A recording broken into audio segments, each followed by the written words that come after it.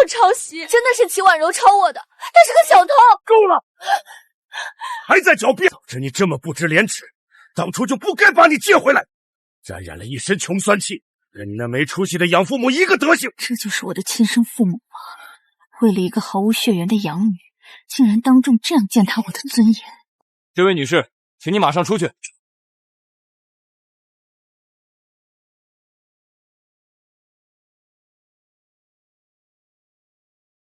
姐姐，你就一点都不好奇，为什么你和我的竞拍价会一模一样吗？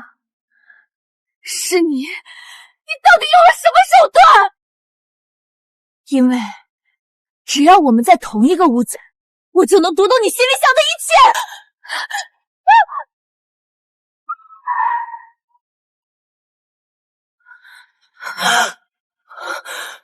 我没死，我回到了百亿项目竞拍这一天。燕瑶，这次的项目对我们齐家至关重要，你自己主动退出吧，别在这里给婉柔惹麻烦。读心术是吧？想踩着我的心血上位，这次我让你输得体无完肤。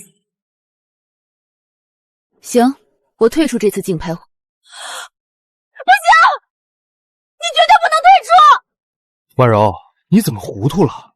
他主动退出不是天大的好事吗？省得到时候他又像条狗一样抄你的竞拍价格，丢尽我们齐家的脸面。他要是走了，我上哪儿去投策划案？我根本就不会算这种百亿项目的底价呀！不会的，这么重要的百亿项目，要是被主办方发现是抄我的竞拍价，那姐姐以后在商业圈的名声可就彻底毁了。哼，不光是姐姐的名声，这可还关乎到我们齐家不可侵犯的名誉。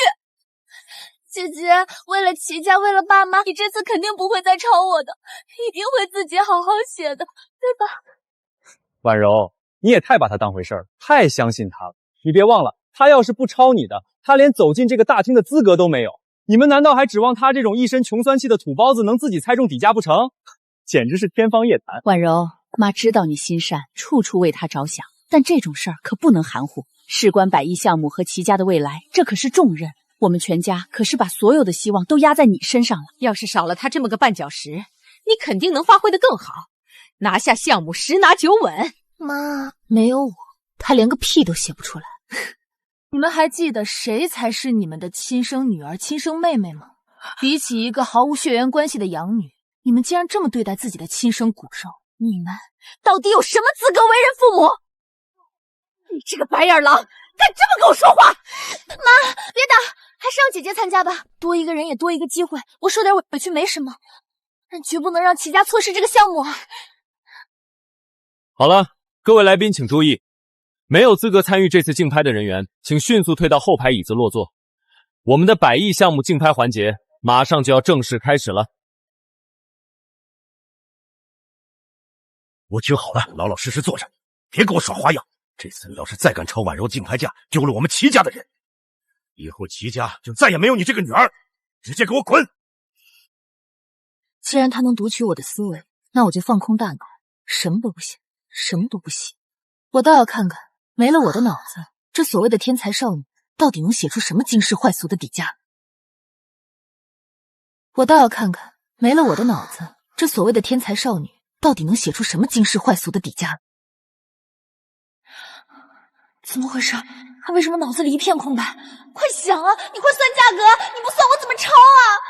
你们快看那个齐念瑶，到现在连笔都没动一下。这还用问吗？肯定是抄不到齐婉柔的竞拍价，肚子里没叫水，不知道该怎么下笔了呗。之前死活不承认抄袭，现在一被隔离，立刻原形毕露，真是丢人现眼。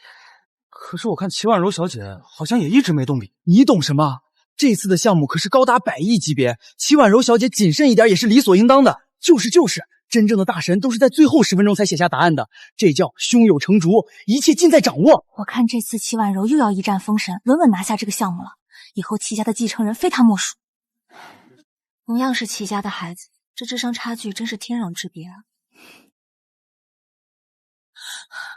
姐姐，时间马上就要到了，你为什么还不动笔？你这次真的要放弃吗？姐姐，你可要想清楚了，错失了这次绝佳的机会，以后可就再也没有这么大规模的项目让你历练了。何况爸妈都眼巴巴的指望着拿下这次项目，多一个人就多一分胜碎，你总不能眼睁睁看着爸妈的希望落空吧？怕什么？这不是有你这个天才在吗？爸妈本来就不信任我，觉得我是个废物。你写你算出来的价格就行了，管我干什么呢？还想靠我的劳动成果拿下100亿项目，做你的春秋大梦。这次我绝对不会让你如愿以偿。主持人，我的竞拍价已经写好，可以收卷了。100亿项目的竞拍价你竟然写0元，秦念瑶你是不是疯了？100亿项目的竞拍价你竟然写0元，秦念瑶你是不是疯了？你这么激动干什么？你怎么知道我白板上写了什么？你怎么知道我写的是0？难道你刚才一直在偷看我写的竞拍价？没有，我绝对没有，我怎么可能偷看你的？我只是……只是什么？编不下去了吗？我真的没有看你的白板，我就是太担心你了，怕你胡乱填个数字，闯下大祸。前世每一次竞拍会都是这样，戚婉柔靠着卑鄙的读心术，先我一步把写着我心血的白板交上去，转过头来就装出一副楚楚可怜的受害者嘴脸，倒打一耙污蔑是我偷看了他的答案。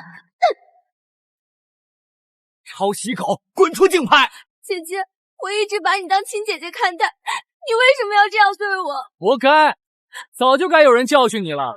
就你这种人，也配姓齐？而这里的所有人，无一例外的都选择相信他那个虚伪至极的假面。今天，我倒要看看，读不到我的底价后，还会不会有人愿意继续当你的脑残粉？你这人怎么不知好歹啊？齐婉柔小姐可是每次竞拍价格都精准无误的天才，从来没出过半点差错，跟你这种不要脸的抄袭狗可不一样。就是，人家好心好意提醒你不要乱写，你不仅不领情，还反咬一口说人家偷看你，真是不识好歹的白眼狼。大家别被他带偏了，齐婉柔小姐那么聪明绝顶，肯定早就把竞拍价算好写完了。人家大神需要去看你一个0.8的白板吗？真是滑天下之大稽。行啊，既然大家对你这么有信心，既然你早就写完了是吧？那你现在倒是把你的白板交上去啊，交给主持人当众验一验真假啊。时间还没到呢，我不像你那么草率，这可是100亿的大项目，我得好好检查，必须再三确定一下才能交。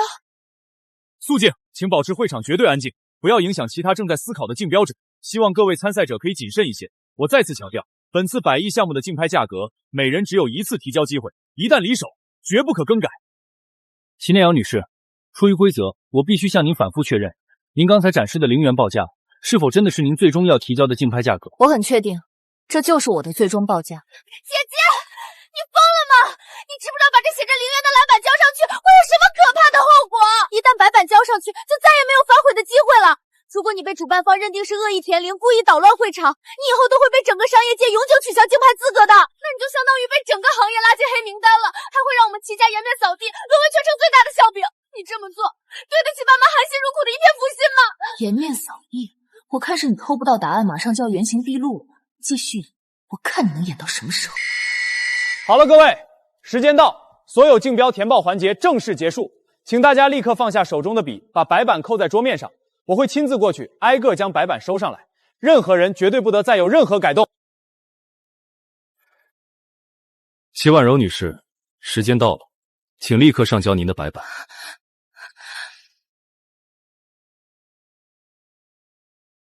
齐婉柔女士，时间马上就要到了，请准备上交您的报价。齐小姐，如果您现在不交的话，那这份竞拍报价可就要直接作废了。不过大家也都知道您的实力，您每次都能精准无误地写出底价，其实今天不用太担心。是啊，齐家这位二小姐可是出了名的商业天才，上次那个5000万的项目，她就是1分不差的写出了底价，简直神了。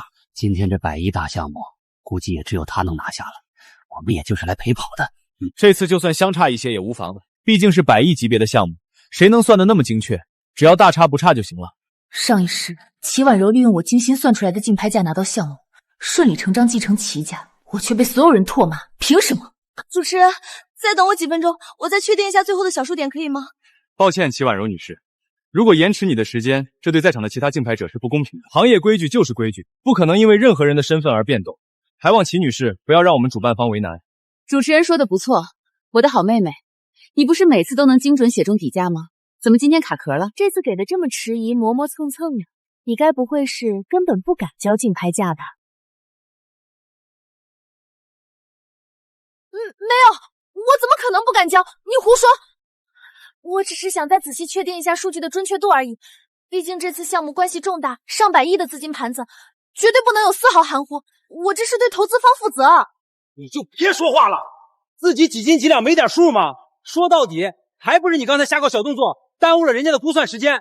要不是你这个搅屎棍，他早就把底价交上去了。就是，人家婉柔刚才还好心提醒你，让你别在板子上写0元，免得你被主办方赶出去丢人现眼。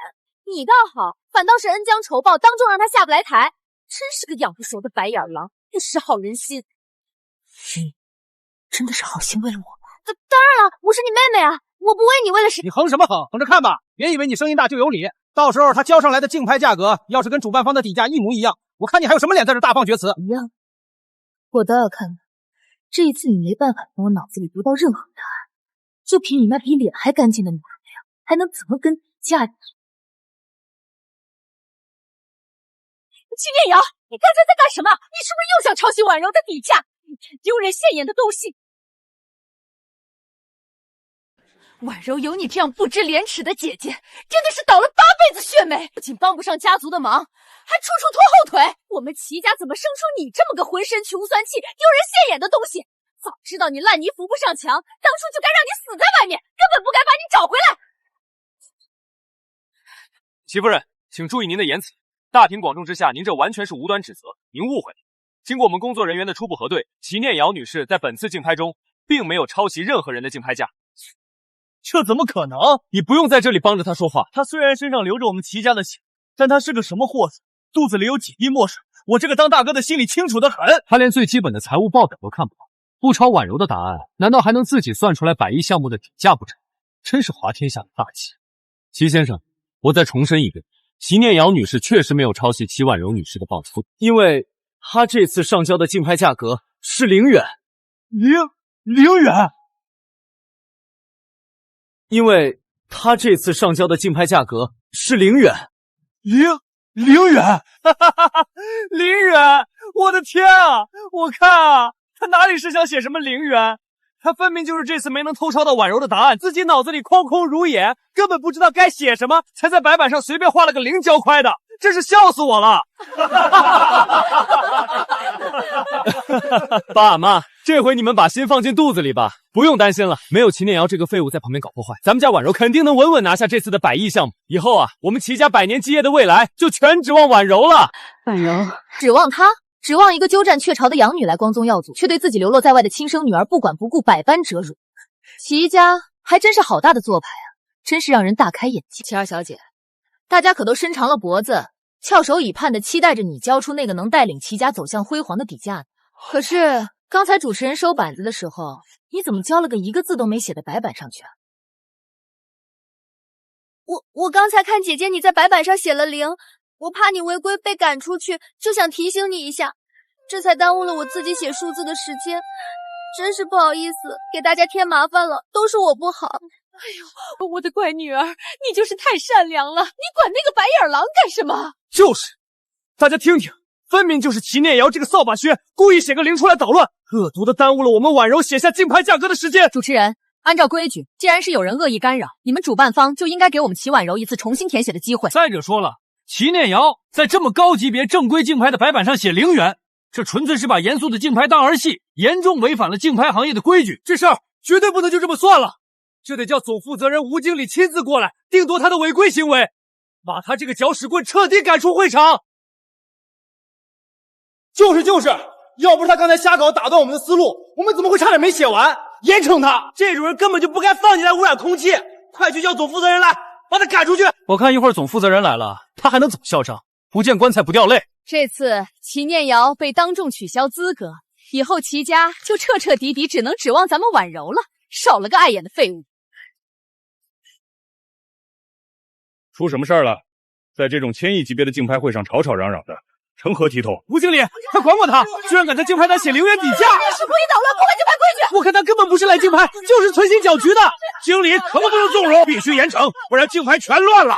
齐小姐，我不管你是齐家什么人，我也没空处理你们齐家的家庭纠纷，但你也应该清楚，在如此重要的国家级竞拍场合，在报价板上写0元，是对整个行业的挑衅，后果如何你承担得起吗？根据行业最高规定，以后你会被直接拉入全行业的黑名单，永远剥夺任何重大项目的竞抛资格。齐婉柔女士，竞抛时间早就到了，你的答题板也该交上来了吧？拿来。齐婉柔，不给的话，那你是要当众宣布主动放弃这次100亿项目的竞拍机会了吗？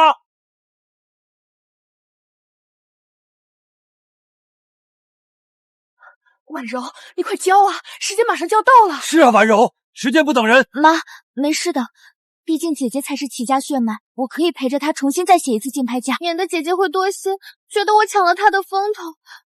我宁愿放弃这次机会。傻孩子，你怎么这么善良啊？婉柔，你别什么都替他着想，他算个什么东西？他自从回来之后，不光不体恤你，还抄袭你的竞拍底价，实在是太过分了。怎么回事？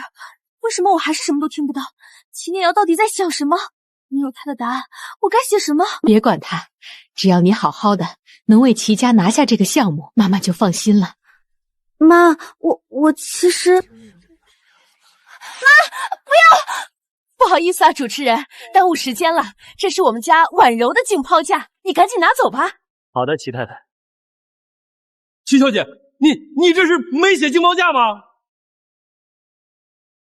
不可能吧？他怎么会不写竞标价？这可是100亿项目啊！是不是主持人看错了？他不是每次竞标会都会精准无比，跟底价一模一样吗？她可是商界公认的天才少女啊！我看这次没写，一定是被他旁边那个人给影响了。听说那个人一直缠着他抄答案呢。他可真是个扫把星啊！我要是齐家，也绝对不会要这么个成事不足败事有余的亲生女儿，简直是家门不幸。等下，这次有人故意影响婉柔的心态，这不公平！我代表齐家要求重新竞拍。不行，规矩就是规矩。交了没写，那就是既定的事实，绝不可能因为你们个人的原因重新竞拍。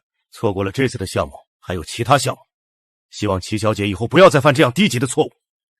天才之名不是靠一次失误就能保住的。还好，只要不公布底价，我就不算彻底身败名裂。只要度过这一关。不好了，吴经理，出大事了！慌慌张张的像什么样子？到底怎么回事？刚刚后台的人说出意外了。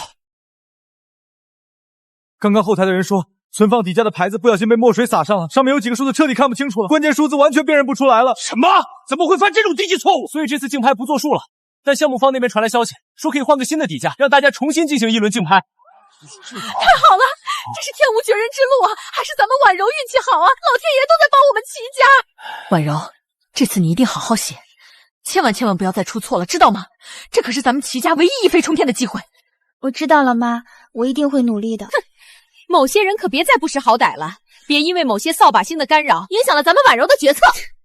真是可笑至极，到底是谁干扰谁，马上就知道了。经理，各位贵宾，请安静。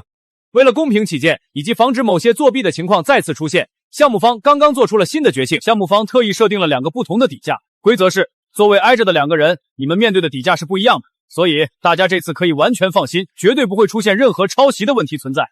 这也将是最公平的一场对决。好戏终于要开场了，没有了相同的底价，我看你齐婉妮的读心术还能怎么抄？等一下，我要换座位。齐婉柔总算学聪明了，她这是不想离齐念瑶太近，免得又被那个抄袭狗影响了判断。早就该这样了，这可是100亿的大项目，事关重大，怎么能让一颗老鼠屎坏了一锅油？就是，离那种不学无术的人远点，天才的灵感才不会被玷污。换位置，说的冠冕堂皇。只有我知道，你根本不是怕我影响你，你不过是害怕跟我拿到不同的底价，没法再靠偷听我的心声来作弊罢了。为什么要换？写不同的底价，这不正是防止抄袭的最好办法吗？怎么，你还怕我隔着不同的底价抄你的不成？我没有那个意思。齐念瑶，你少在这阴阳怪气！我就知道你每次都抄婉柔的，到现在你还不肯承认。现在项目方出了新规，你终于露出马脚了吗？怕跟婉柔分开就写不出东西了是不是？念瑶啊，你就别在这捣乱了，还嫌不够丢人吗？这次项目事关重大，你赶紧退出竞泡，别站着茅坑不拉屎，让婉瑶静下心来好好想。就是，你老实退出，以后婉瑶发达了，说不准还能念在一家人的份上帮衬你一些。帮衬我，真是滑天下之大稽。齐婉柔绝对不会帮衬我，她只会吸干我的血，然后想尽办法让我死。吴经理，既然大家口口声都觉得我会抄袭齐婉柔的答案，那干脆就让我和她坐在一起，竞猜不同的底价，这样不就好了？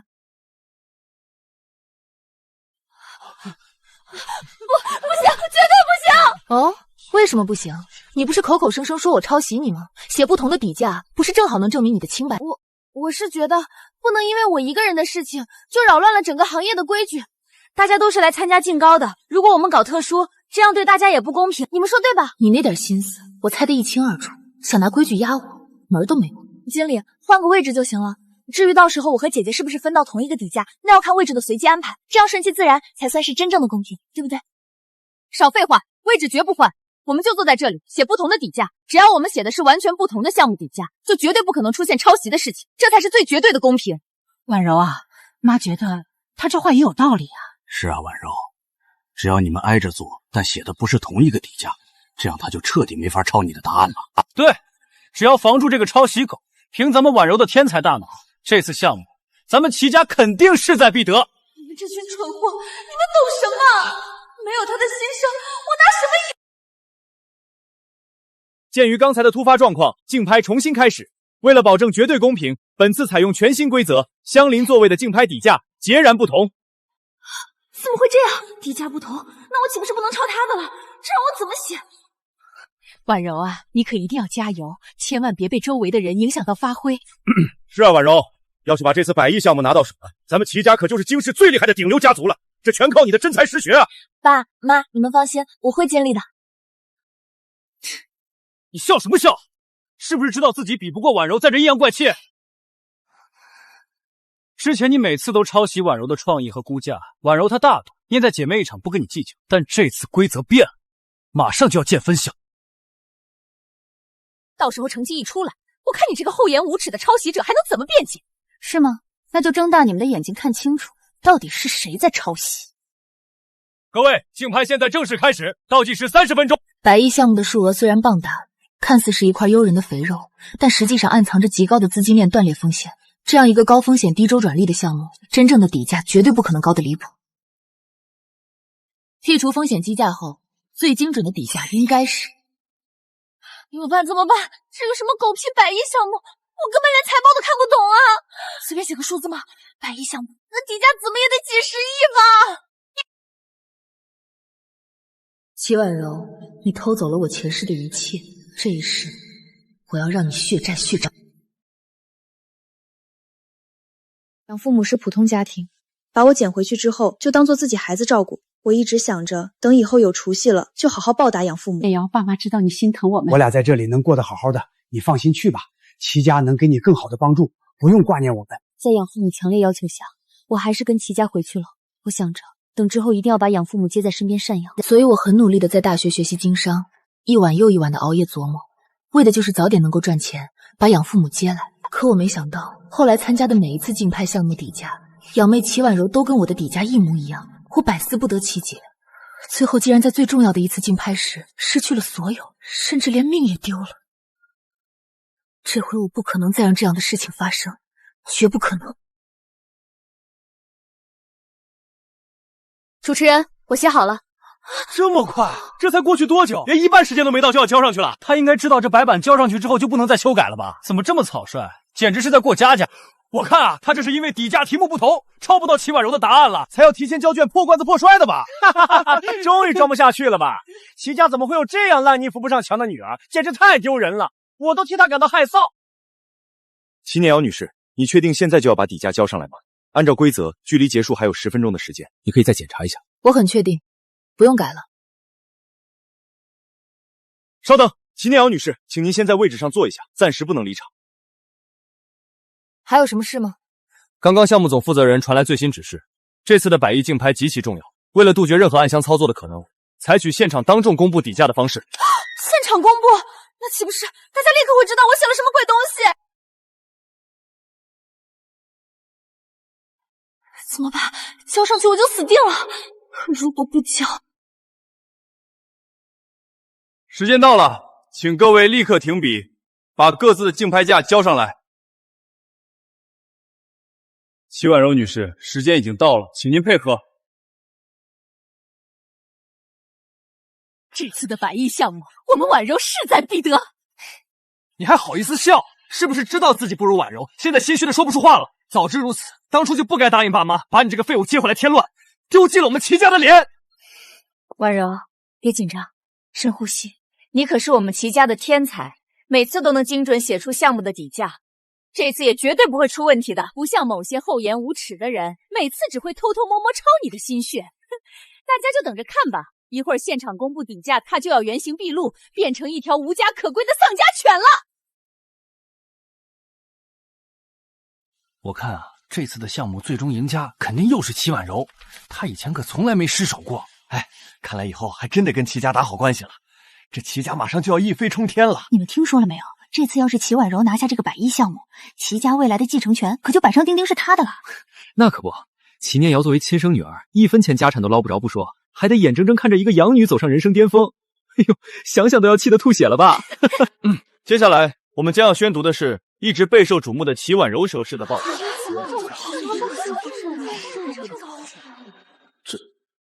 这写的是什么乱七八糟的数字？100亿项目，他居然敢这么估算！主持人，别卖关子了，快念啊，让大家见识见识我女儿的实力。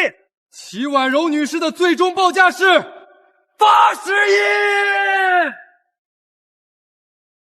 齐婉柔女士的最终报价是80亿。什么？80亿？这怎么可能？主持人，你是不是老花眼看错了？应该是8000万吧？这个项目总共值才多少啊？就是啊！再说了，主持人，你是不是念错名字了？填这么不靠谱的竞拍价，肯定是那个一直在抄袭的齐念瑶写的吧？绝对是念错名字了。齐婉柔怎么可能犯这种低级错误？肯定是齐念瑶瞎填的。肯定是读错了，或者你看错了。我们家婉柔每次竞标都没出错过，堪称商界天才。你重新确定一下。主持人，你们主办办可不要搞这种乌龙，可别把齐念瑶的名字当成婉柔的来读了。哼，我看有人是知道自己赢不了，破罐子破摔，故意在白板上乱画吧。真写错了，还是根本就不会估价？完了完了，读不到他的心思，我根本不知道怎么算。这80亿是我瞎蒙的。你这个扫把星，闭嘴！主持人，你先看看他的竞拍价，我不相信这是婉柔写的，绝对是拿错了。对，把齐念瑶的白板拿出来给大家看看，看看到底是谁在哗众取宠。主持人，你先看看他的竞拍价，我不相信这是婉柔写的，绝对是拿错了。对，把齐念瑶的白板拿出来给大家看看，看看到底是谁在哗众取宠。对啊，给大家看看齐念豪写的什么，反正这也是公开竞标，白板都收上去了，想改价格也改不了。看一眼又不会影响什么，无非是公布的先后顺序而已。先看他的也不影响大局。就是，快点翻开，翻开，让我们看看抄袭狗能写出什么天文数字。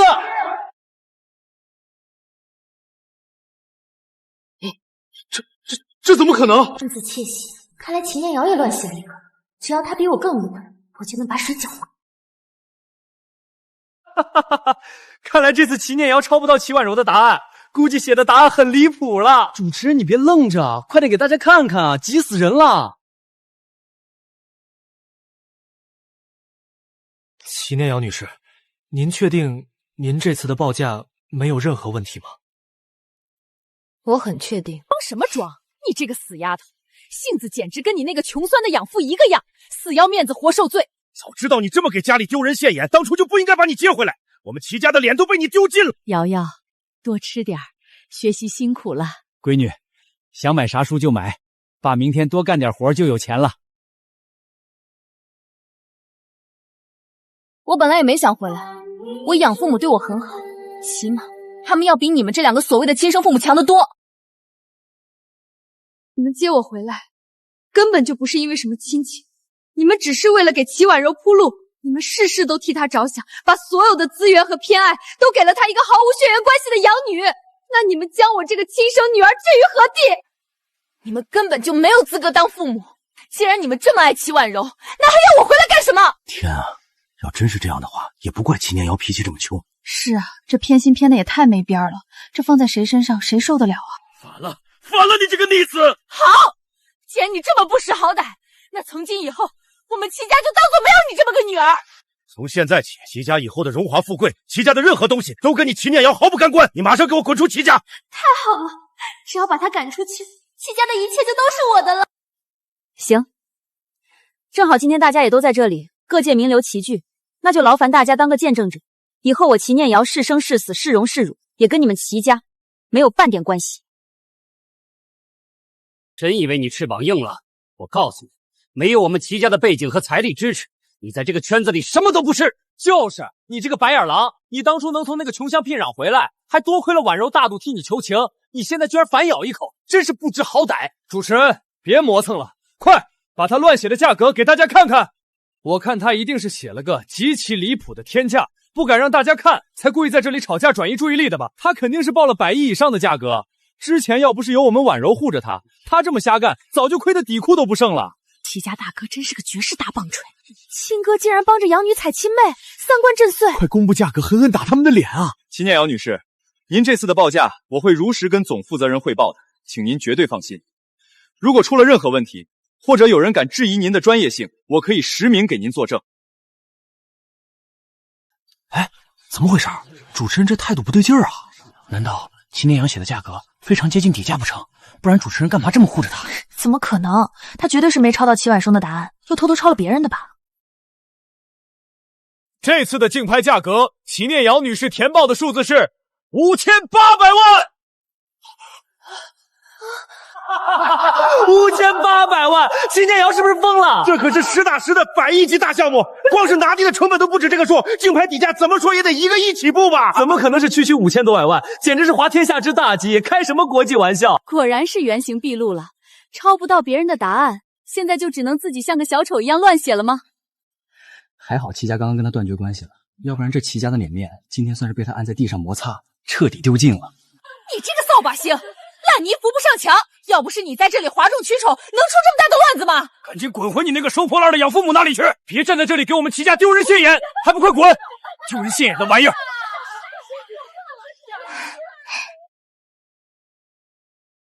太好了，5800万，这么低廉离谱的价格绝对不可能中标。看来不用偷他的想法，我也赢定了。姐姐，你别听爸妈的，他们只是爱面子在气头上，不是真的针对你。各位也都别嘲笑姐姐了，姐姐毕竟是刚从乡下回来的，根本不了解高端市场行情，不懂也是正常的。这个价格她肯定只是随便写写的，大家包容一下吧。婉柔啊，还是你识大体，心肠软。我们齐家能多出你这么个好女儿，真是祖上积德，是我们齐家的福气呀。主持人，你别光顾着在这儿报他们俩的离谱价格啊，快点公布结果吧！这次官方设置的绝对保密底价到底是多少啊？快说啊，别卖关子了，到底底价是多少？本次项目竞拍底价5800万。本次项目竞拍底价5800万。不可能！你说谎！你们一定是串通好了的，这绝对不可能！给我看，我亲自看！不可能，绝对不可能！这肯定是你们工作人员写错了。齐先生，经过公证处确认，这底价确实是正确的，没有任何错误。就凭他自己一个乡下长大的野丫头，怎么可能会写出跟底价一模一样的竞标价？他肯定是抄了婉柔的，一定是这样。齐夫人的逻辑真是让人大开眼界。齐婉柔的底价写的是80亿，而底价是5800万。请问我需要怎么抄才能把80亿抄成5800万？你这个，我知道了，肯定是你偷偷调换了和婉柔的白板。那80亿的离谱报价根本就是你的，而那5800万的报价才是我们婉柔写出来的。齐帅先生，请注意您的言辞。我确定这报价没有任何问题。而且这上面都清清楚楚写着他们各自的名字，完全不存在调换的可能，绝对不会错的。这出说是，各位稍安勿躁，请听我说。除了这个项目之外，我们手里还有另外一个备用项目。原本那个项目是要等今天的主活动结束之后才开始的。既然大家对刚才的结果如此有争议，都如此要求，那就现在立刻开启第2轮竞包。各位意下如何？好啊，再比一次，看看究竟谁才是真本事。爸妈，我身体有些不舒服，要不……婉柔啊，你这次可千万别出错了，咱们齐家的脸面和命运可都在你手里了，必须要狠狠打那个小贱人的脸。姐姐，这次你先写，我一会儿再写，这样不存在修改的空间，对大家都比较公平。公平？你是怕我跟你同时写，你来不及偷听我的心声吧？主持人，我觉得我们两个估算同一个价格不太公平，容易产生争议。要不给我们俩再分别出不同的项目进行估算吧？不用，一个就够了。同一个项目能够最直观的看出两个人的水准，也不用给主办方添麻烦了。那如果我们两个人写出来的数字是一模一样的怎么办？那如果我们两个人写出来的数字是一模一样的怎么办？齐念瑶女士，请放心，这个肯定不会一样的。每个人对商业数据的敏锐度不同，各自心里都会有各自独立的评估标准，最终的数字绝不可能完全雷同。行，那就开始吧。听到了，他在心里默念底价5000万，太好了，这次赢定了。喜欢偷听是吧？那我就给你一个假数据，让你死个明白。我好了。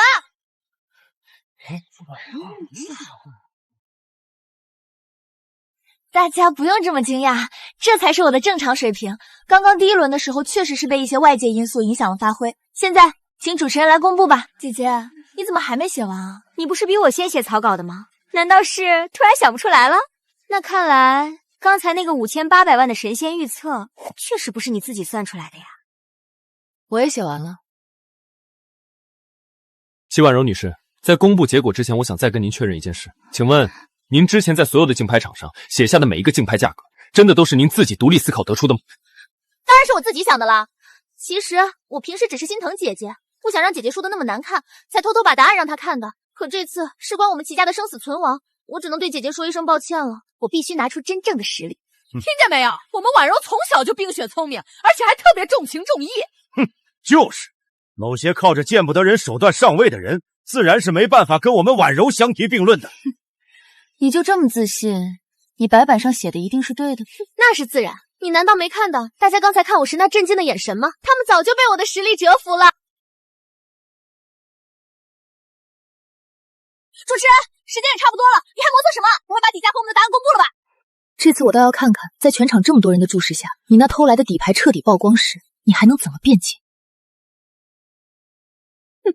主持人，现在可以公布官方底价了吧？你一定要如实说。要是我们俩的价格真的一模一样，那按照规矩，可是谁先写完就算谁赢。大家可都看着是我先交卷的。请放心，戚婉柔女士，在场这么多双眼睛盯着，我肯定会如实公布结果。现在公布两位女士的第二轮估值报价。经过比对，本次竞拍更为接近官方底价的人是齐念瑶女士。这不可能！你是不是眼瞎看错了？你是不是串通好的？我和他的报价明明一模一样，都是5000万，凭什么他的就是最接近底价的，而我不是？凭什么赢的是他？齐婉柔女士，你从头到尾连看都没看一眼他的白板，你又是怎么知道你们俩写下的数字是一模一样的？齐婉柔女士，你又是怎么知道你们俩写下的数字是一模一样的？我只是猜的，姐姐之前不是总喜欢学我吗？所以我才觉得她会跟我写一样的价格。是吗？可你刚刚的语气不像是猜，倒像是早就知道。齐婉柔女士，请你正面回答问题。你在没有看到齐念恒女士报价的前提下，是怎么断定你们一模一样的？这齐婉柔怎么满头大汗的？难道真的有猫腻？就是啊，她刚刚那信誓旦旦的样子，可一点都不像瞎猜的。因为我对自己的判断有信心，我不可能出错。你不是不可能出错，你只是习惯了拿别人的答案当自己的。齐念瑶，婉柔只是太优秀，你少在这胡说八道，才会被你这种不学无术的人嫉妒。齐念瑶，你自己写不出东西，就想往婉瑶身上泼脏水，你简直恶毒到了极点。既然你这么有信心，不如当着所有人的面，自己去看看我写的到底是多少。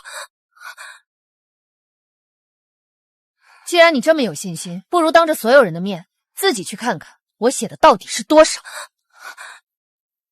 齐婉柔女士，你可以亲自确认。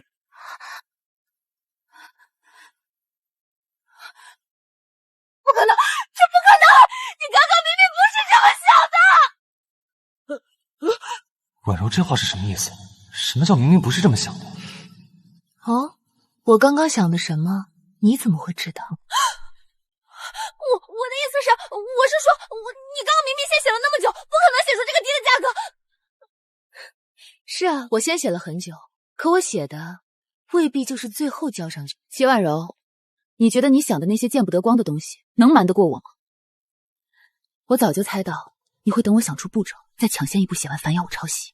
所以刚才我故意在脑子里演算了另一个错误的报价。说话呀，怎么不继续装你的天才了？什么意思？难道齐婉柔刚才真是照着齐念饶的思路写的？难怪啊，要不然他怎么会一口咬定两个人一模一样？这也太邪门了吧！他是怎么知道别人在想什么的？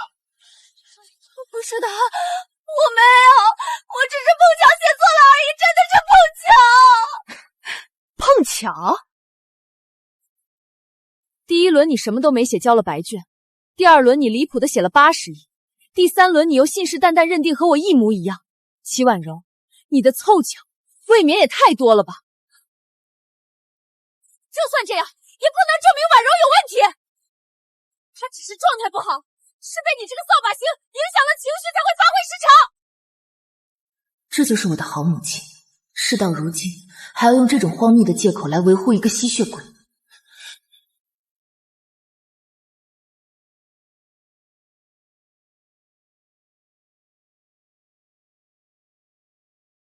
齐婉柔女士，基于你在本次竞杯中种种的异常表现，我们官方有充分的理由怀疑你过往所有的报价都存在严重的作假嫌疑。没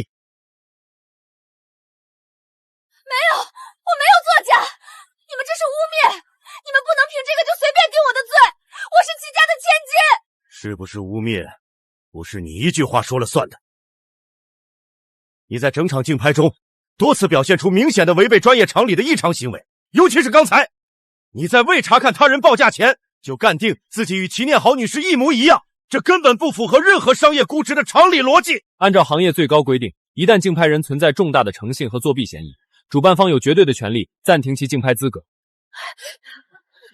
你们是不是弄错了？我妹妹可是出了名的商业天才，婉柔以前可从来没出过任何问题，你们凭什么针对她？你们是不是弄错了？我妹妹可是出了名的商业天才，婉柔以前可从来没出过任何问题，你们凭什么针对她？按照行业最高规定，一旦竞拍人存在重大的诚信和作弊嫌疑，主办方有绝对的权利暂停其竞拍资格。你们是不是弄错了？我妹妹可是出了名的商业天才，婉柔以前可从来没出过任何问题，你们凭什么针对她？以前没出问题，不代表她以前就没问题，只是以前没人当众拆穿她那套见不得光的把戏而已。齐念瑶，你给我闭嘴！这个毒妇！从现在开始，全面取消齐婉柔女士后续的竞拍资格。若想恢复资格，必须重新接受现场专业鉴定，证明你拥有真实的评估能力。怎么会这样？婉柔，我的乖女儿，你快说话呀！你快向他们证明你的实力啊！完了，彻底完了！我根本就不懂什么商业估值，所有的答案都是偷来的。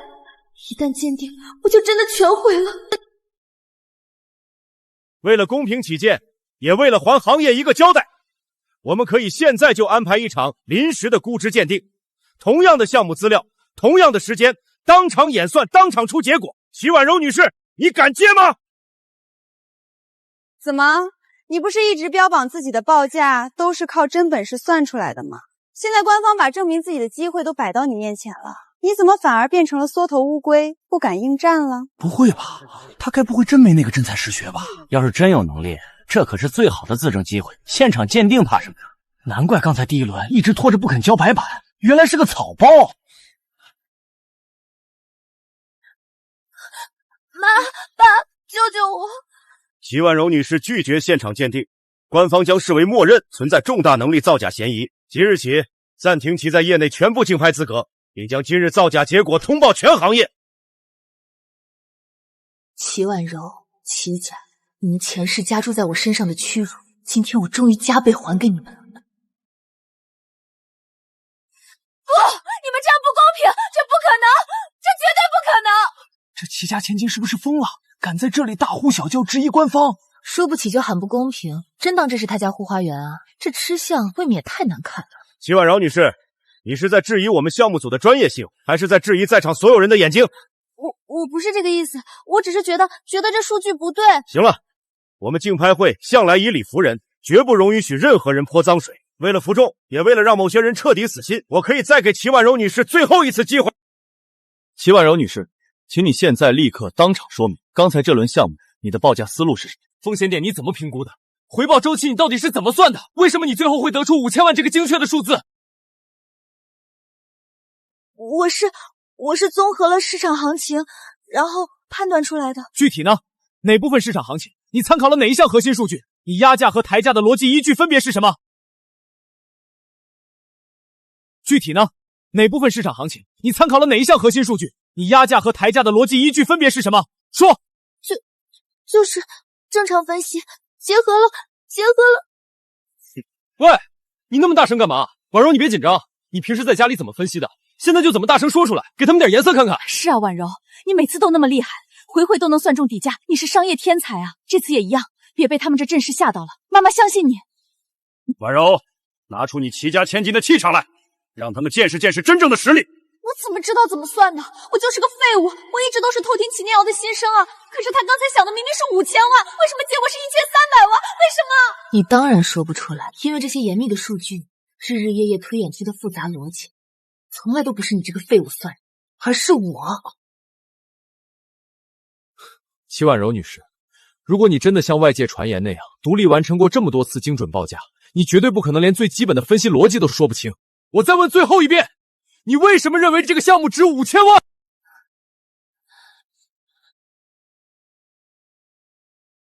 因为这个项目后期的发展空间特别大，所以我才报了5000万。对，就是这样。既然你认为后期空间极大，利润丰厚，那你为什么又不往高了报？5000万在100亿项目里不过是9牛1毛，你的逻辑根本前后矛盾。简直胡说八道！但凡有点风控常识的人都不会给出这么脑残的解释。连最基础的供需关系都没提，这就是所谓的商业天才。我看连实习生都不如。婉柔，你快说啊！你平时不是最擅长这些数据分析吗？你把你在家里说的那一套拿出来啊！婉柔，你平时讲起项目来不是头头是道吗？怎么今天到了关键时刻，一句专业的话都答不上来？你到底在干什么？爸妈，我没有，我只是今天太紧张了，这里人太多，我一紧张就大脑空白，什么都忘了。太紧张了，哈哈哈哈！真是滑天下之大稽，连个基础的思路框架都没有，还敢大言不惭地说每次都是自己算出来的？各位，我怎么觉得有点不对劲儿啊？如果他今天什么都算不出来，那以前那些精准到个位数的报价，怕是也有问题吧？搞了半天，原来根本不是什么天才，是个彻头彻尾装出来的草包啊！不是的，那就是我自己算出来的。等等，大家仔细想想，要是这个齐婉柔是个连基础逻辑都不懂的草包，那以前那些震惊业内的神级报价到底是谁算出来的？还能是谁？你们忘了以前每一次跟齐婉柔报价一模一样的人，不一直都是那个齐念瑶吗？我的天啊！如果齐婉柔根本不会算，那这就意味着齐念豪根本就没有抄袭。真正拿别人辛苦熬夜做出的报价当成自己耀武扬威的成果的人，难道是这个一直装清纯的齐婉柔？妈的，我们都被骗了！难怪以前每次都是齐婉柔先抢着交卷，齐念瑶的去齐念祥后交。那小警察就是利用这一点，让我们先入为主的认定是齐念瑶的抄袭。好恶毒的手段，抢了人家的答案还要反咬一口。如果真正会算的人是齐念瑶，那今天他故意写1300万，齐婉柔写5000万的事儿就完全说得通了。我的天，那我们之前岂不是一直被齐婉柔当枪使，一直冤枉了这个真正的天才？不可能！你们放屁！婉柔怎么可能抄袭那个土包子的东西？他齐念行算个什么东西？齐婉柔女士，现在看来，事态已经极其严重，你需要向我们项目组向在场所有人解释的，恐怕不只是今天这一场竞拍了。不是这样的，你们别乱猜，你们都在胡说八道。我没有抄袭，我以前那些报价当然都是我自己日日夜夜想出来的，是我自己的心血。哦，既然是你自己想，那你倒是说啊，随便挑一场。过去3年的几十次竞拍，你随便挑一场，把你所谓的心血、你的思路一字不离的复述出来。时间过去那么久了，那么多场数据，我怎么可能都记得住？我记不清也很正常啊。记不清？那刚才这一场不过是几分钟之前发生的事，你亲笔写下的5000万，你不也一样连个屁都放不出来吗？真是笑死人了！靠偷别人的成果给自己立天才人设，这脸皮得有多厚啊！之前还天天装出一副高高在上、受了委屈的样子，原来真正不要脸偷人东西的贼是他！他被这个毒妇污蔑了这么久，不仅被骂抄袭狗，还被全网网暴，太惨了吧！婉柔，这到底是怎么回事？你告诉我，他们说的都不是真的！你说话呀！你说话！你给我老实交代！以前那些震惊商界的金牌价，到底是谁算出来的？我没有偷太多钱，我没有。怎么会这样？我一直拼命维护当成心头肉的妹妹，我为了她甚至不惜动手打亲妹妹，她竟然才是那个真正的骗子。我早就跟你们说过了，真正抄袭的人是齐婉柔，从来都不是我。你这个抄袭狗，滚出齐家！我没有抄，是他偷了我的数据。念瑶，妈妈错怪你了。别叫我的名字，你不配。你们不信我一次都没有。每次我和这个骗报价一样，你们永远都认定是我这个带着穷酸气的亲生女儿偷了她这个高贵养女的心血。我解释过，我把算得发烂的草稿纸摔在你们面前，我甚至跪下来求过你们，可我换来的是什么？是耳光，是羞辱，是把我像狗一样赶出家门。大哥，你不是最笃定我一无是处，只会靠抄袭？你不是说我连给7万人提鞋都不配？现在你睁大你的狗眼看清楚了没有？到底谁才是那个一无是处的废物？你靠着特异功能偷我的心血成果，踩着我的骨血博取所谓的天才名声，你污蔑我，打压我，甚至想把原本属于我的一切都抢走。但是很可惜，这一局你输了。你一直在骗我们，你所谓的商业天赋，全都是偷听念瑶的心思。妈，你听我解释，不是这样的，我只是太害怕了。别叫我妈！你居然骗了我们怎么救？把我们全家当傻子一样算。齐家的脸，今天算是被你彻底丢尽了。我怎么会养出你这种不知廉耻的东西？亏我一直把你当成天才，在外面处处维护你，甚至为了你去骂我的亲生妹妹。原来你才是那个不要脸的抄袭者！爸妈，大哥，你们不要这样对我好不好？我真的不是故意的，我只是太想得到你们的热，才太害怕失去你们了。滚开！别碰我！嫌脏！闭嘴！别再拿我们当借口。齐家没有你这样品行败坏的女儿。大家听好了，从今天开始，齐婉阳跟我们齐家再没有任何关系，他的死活，他的所作所为，都由他自己承担。真是活该，靠偷别人的东西装千金大小姐，现在原形毕露了吧？这就叫恶有恶报。刚才装的有多嚣张，现在摔的就有多惨。齐家也是奇葩，亲生女儿那么有本事不要，非要把一个贼当成宝，现在傻眼。前世你们也是用这样厌恶的眼神看着我，将我赶出家门。如今因果循环，也该让你们尝尝被最疼爱的人背叛的滋味。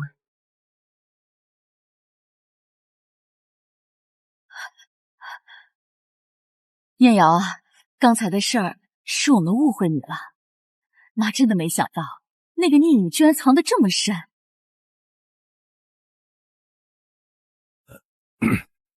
念瑶，你到底是咱们齐家的亲生女儿，血浓于水啊！之前那些气话你别放在心上，爸爸也是被蒙蔽了双眼。以前的事儿算大哥不对，我向你道歉还不行吗？别生气了。怎么？发现自己当成宝的养女是个废物，现在反悔了？念瑶，你这是什么话？我们是你的亲生父母啊！亲生父母？刚刚那么多双眼睛看着，那么多双耳朵听着，我就当没生过你这个女儿。我们齐家没有你这种抄袭的败类。是你们亲口说的，我的事情和齐家再没关系。难道现在你们是想当着全京市名流的面当众食言吗？堂堂齐家，说话就跟放屁一样吗？念瑶，我们那时候只是在气头上啊，谁家父母不骂孩子的？你难道真要为了这点小事儿，连爸妈都不认了吗？可惜我不是在气头上，你们说断就断得干干净净。现在看我赢了，有利用价值了，又想认回我，哪有这么便宜的事？齐家的大门，我齐念九高攀不起，也绝不稀罕。各位来宾，经过我方严格的审核与评估，我现在正式宣布，本次第3轮竞拍结果完全有效，100亿项目最终中标人齐念瑶女士。齐念瑶女士，恭喜您！您的报价精准无比，风控分析能力更是出众。这个百亿项目交到您的手上，我们项目方100个放心。多谢吴经理和项目方的信任，我会交出一份完美的答卷。齐小姐真是年轻有为啊！这份定力，这份心算能力，简直是商界奇才。之前都是我们被那个冒牌货蒙蔽了双眼，误会了齐小姐。原来真正有本事的一直是您啊！以后有机会一定要多多合作。年纪轻轻就能掐下百亿项目，这眼光和手腕，以后前途绝对不可限量啊！冒牌货就是冒牌货，穿上龙袍也不像太子。哼，靠偷听别人的心思装天才，真是恶心到家了。我还真以为他多厉害，原来是个草包。齐家也是活该，放着这么优秀的亲生女儿不要，偏偏把一个卑劣的骗子当成宝，这下整个家族都要沦为京师的笑柄了。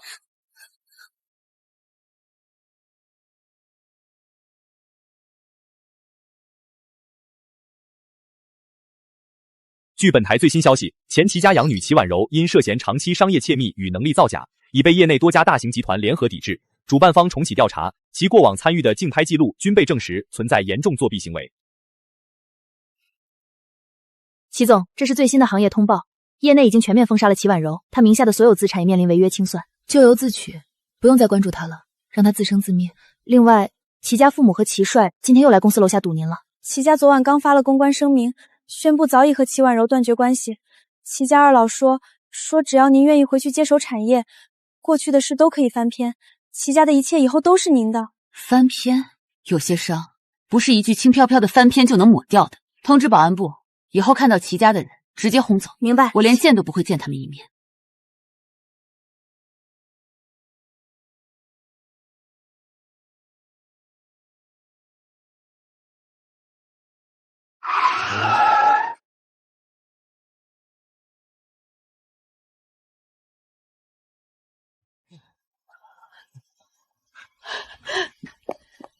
爸妈，我来接你们回家了。念瑶啊，我的好闺女，你在外面受苦了吧？回来就好，回来就好，咱们一家人终于又团聚了。在这冰冷的世界里，真正把我放在心上的，从来都不是拥有血缘关系的齐家，而是这对毫无血缘却给了我全部温暖的普通夫妻。我不苦，爸妈，从今天起，你们再也不用受累了。女儿赚了大钱，以后女儿养你们。瑶瑶，要不咱们还是别搬走了。这屋子虽小，可我们住习惯了。楼下菜市场几步路就到，邻里全都熟络。去那种大豪宅，我们老两口浑身放不开，反倒给你添累赘。是啊，闺女，我们苦日子过一辈子了，海景大平套听着就阔气。我们乡下人生怕踩脏地板，你公司生意天天忙得脚不沾地，还要分出精力照顾我们，实在不合适。是啊，闺女，我们苦日子过一辈子了，海景大平套听着就阔气。我们乡下人生怕踩脏地板，你公司生意天天忙得脚不沾地，还要分出精力照顾我们，实在不合适。爸妈，你们辛辛苦苦拉扯我20多年，吃了数不清的苦，现在我有能力了，让你们享福本就是我该做的事，哪里谈得上负担？房子再大，没有你们就不算家，我怎么会嫌弃你们？家里常年有家政阿姨上门打扫做饭，杂活完全不用你们操心。阳台我专门留出一大片空地，你们想养花种菜随便折腾。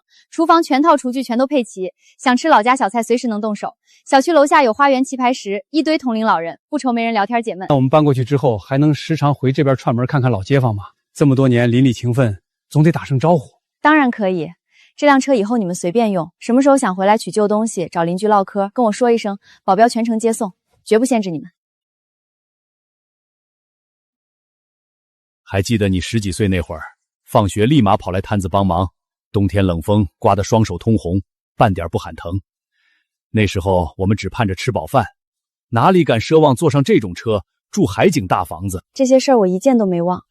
从前你们舍不得吃一口肉，全都省下来留给我，自己天天咸菜配馒头。如今我站稳脚跟，就是想把你们当年亏欠自己的，全都一一补回来。傻孩子，我们从来没觉得亏欠自己。当年捡到小小的你，我们就打定主意，再难也绝不会委屈你半分，能把你好好养大，我们就心满意足了。以后我们只守着彼此好好生活，谁也拆不散我们。等安顿好，我天天带你们去海边散步，吃最新鲜的海鲜，从前错过的好日子全部慢慢补上。好，全都听我们瑶瑶的。百亿项目的一期工程已经超额完成预期，各位，前期的推演和风控模型已经证明了我们的方向是绝对正确。接下来，全面启动2期收购计划。是，齐总。齐总，这是本季度的财报。短短3年，您凭借这个100亿项目已经彻底在京市站稳了脚跟，外界现在都称您为商界最年轻的掌权人。虚名而已，继续盯紧市场。对了，齐总，刚收到消息，齐家名下的最后一家公司昨天正式宣布破产清算了。听说齐家二老受了刺激住院了。至于齐帅大哥，因为负债累累，昨天被人看到在街头发传单，还跑来我们楼下求您见他一面，被保安赶走了。不用汇报这些垃圾信息，我早就说过，齐家的生死与我无关。前世种种犹如大梦一场，如今我终于凭着自己的真才实学，走到了这万人之上的顶峰。爸妈，来吃点水果。这边的海景还看得习惯吗？要是不喜欢，我们下个月去瑞士住一段时间。习惯极了，这辈子做梦都没想到能住上这么好的房子，看这么美的大海。念瑶啊，我跟你爸总说，我们这辈子最大的福气就是那天在路边捡到了你。不，妈，不是你们捡到了我，是我有天大的福气才遇见了你们。